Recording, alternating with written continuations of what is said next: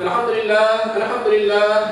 لله الذي جعل صلاة الجمعة من شعائر الإسلام وفرضها على أمة محمد عليه الصلاة والسلام لتكون مكفرة للذنوب ومطهرة للآثام. أشهد أن لا إله إلا الله وحده لا شريك له الذي يكرم المؤمنين والمؤمنات برؤية جماله في دار السلام. ونشهد أن سيدنا وسندنا ومولانا محمدا عبده ورسوله المبعوث بالدعوة وهي إلى دار السلام. صلى الله تعالى عليه وعلى آله وأولاده وأزواجه وأصحابه وأتباعه وخلفائه الراشدين المرشدين المهديين من بعده ووزرائه الكاملين في عهده، خصوصا منهم على الأئمة خلفاء رسول الله على التحقيق، أمير المؤمنين حضرة أبي بكر وعمر وعثمان وعلي وعلى بقية الصحابة والتابعين رضوان الله تعالى عليهم أجمعين. أيها المؤمنون الحاضرون، اتقوا الله وأطيعوه، إن الله مع الذين اتقوا والذين هم محسنون. قال الله تعالى في كتابه الكريم: أعوذ بالله من الشيطان الرجيم، بسم الله الرحمن الرحيم. وإذ قال عيسى ابن مريم يا بني إسرائيل إني رسول الله إليكم مصدقا لما بين يدي من التوراة ومبشرا برسول يأتي من بعدي اسمه أحمد إلى آخر الآية. Sadakallahu azim. Çok aziz ve muhterem Müslümanlar, bizim bugünkü hutbemizin Mevlid Kandili hakkında olacak. Sayın Müslümanlar, 12. Rabiül Evvel 571. gecesi idi. O gece İran Kısrası'nın sarayında 14 direği yıkıldı. Mecusilerinin 1000 yıllardır yanmakta olan ateşi söndü. Sava Gölü kurudu, kurulan Semabe Deresi'nin suları taştı. Kabe'deki putlar yüzüstü avdarıldı. Çünkü alemlerge rahmet olarak Hazreti Muhammed Mustafa sallallahu aleyhi ve sellem Efendimiz yeryüzüne teşrif etkenedi. Onun doğmasından yeryüzünde saltanatını sürmekte olan cehaletinin, küfürünün ve çirkin temel direkleri yıkılmış, putka tapıncılık yerden yeksan olan, hiç acıma olmayan zulüm ateşi söngendir. Cehaletinin siyah karanlığı Muhammed'in nurundan tam bir aydınlıkka döngendir. Tırı tırı toprakta gömülgen kız balalar onun kelimesinden hayat bulgandı. Kadınlarga, kullarga, yetimlerge ve yoksullarga yapılgan haksızlıklar onun teşrifinden ortadan göterilgendir.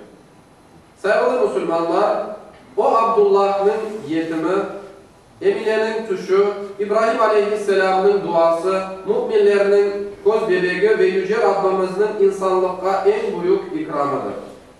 Hutbenin başında okulan ayet-i kerimede Cenab-ı Hak şöyle buyurmakta: Meryem oğlu İsa demiştir ki, ey İsrail oğulları, şüphesiz menden evvel gelgen Tevrat'ını doğrulayıcı ve benden sonra gelecek adı Ahmet olan bir peygamberini sizge müjdelegen Allah'ın elçisiyim.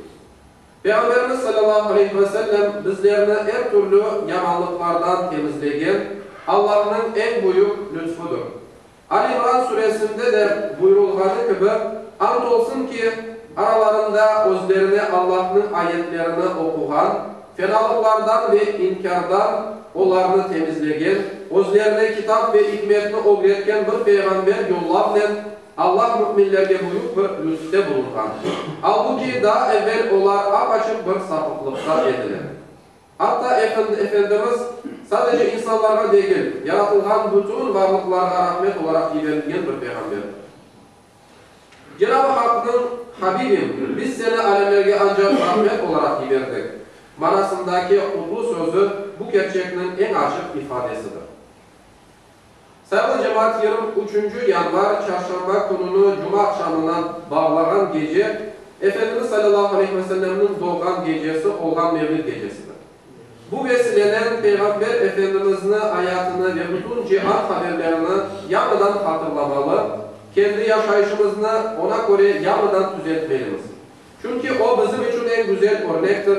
Bu meselede Cenab-ı Hak bizlerge şöyle buyurar: andolsun ki Allah'ın Resulü siz için Allah'a ve ahiret gününe kavuşmakını umut etkenler ve Allah'ını çok anlayanlar için güzel bir örnektir. Bir başka ayette de Allah'ın sevgisini kazanma yolunun Hz. Muhammed sallallahu aleyhi ve sellem'e uymaktan geçtiği açıklanmaktadır. Ey Muhammed! De ki, eğer Allah'ını sevseniz, bana uyunuz ki Allah da sizni sevsin ve günahlarınızı bağışlasın. Efendimiz sallallahu aleyhi ve sellem de kendisinin sözlerine ve yaptıklarına uymanın Peygamber sevgisinin emniyetli olduğunu göstermektedir.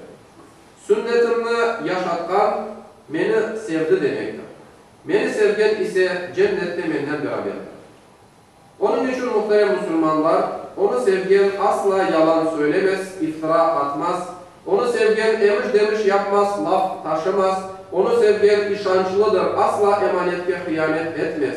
Onu sevgen hiçbir şekilde başkasını aldatmaz. Onu sevgen helalını helal ve haramını da haram bilir. Onu sevgen sözünü yerine getirir, sözünde durur.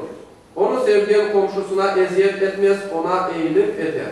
Onu sevgen şefkat ve merhamet sahibi olur. Onu sevgen kibirli değil, mütevazi olur. Onu sevgen cömert, adaletli ve vefalı olur. Onu sevgen dost doğru olur. O halde değerli Müslümanlar, Mevlid gecesini fırsat bilip, Efendimiz sallallahu aleyhi ve sellem'in kendimizge ne kadar örnek alabileceğimiz bir ölçek keseyi. Aile azalarımızga ve balalarımızga Peygamberimizni anlatayım. Onların tertemiz kalplerine Allah ve Peygamber sevgisini yerleştireyim. Bu gece sebebinden tövbe ve istiğfar edeyim. Manasını da düşünerek Kur'an-ı Kerim'i okuyun. Kaza ve nafile namazlar kılayım. Dualar edeyim. Çokça salat-ı selam edeyim. Ve bütün bunlarla birlikte yanıdan gönlümüzü arındırmanın yollarını araştırayım. Allah-u Teala cümlemizi mukaddes kitabımız Kur'an-ı Kerim'den ve Peygamber Efendimiz'in sünnetine ayırmasın.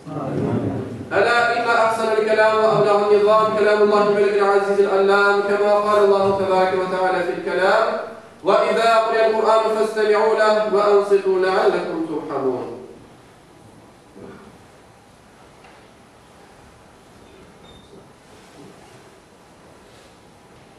Elhamdülillah, elhamdülillah, elhamdülillahi hamdel kâmilîne ve salatu ve selamu ala Resulina Muhammedin ve ala alihi ve sahbihi ecma'in. Ta'zimen li nebiyyihi ve tekrimen li fekâmeti şâbi şerefi safi.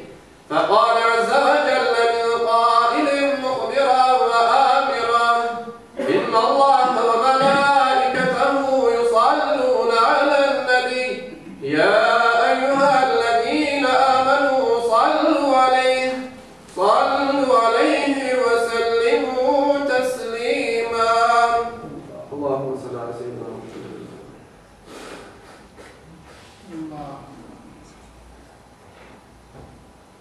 عباد الله إن الله يأمر بالعدل والإحسان وإيتاء ذي القربى وينهى عن الفحشاء والمنكر والبغي يعظكم لعلكم تذكرون. Sayın Müslümanlar, geçen cuma namazımızda toplanan sadakanın miktarı 855 grivnadır. Toplam olarak ise 75.035 grivnadır. Allah-u Teala vermiş ve verecek olduğumuz sadakalarımızdan kılacak cuma namazımızdan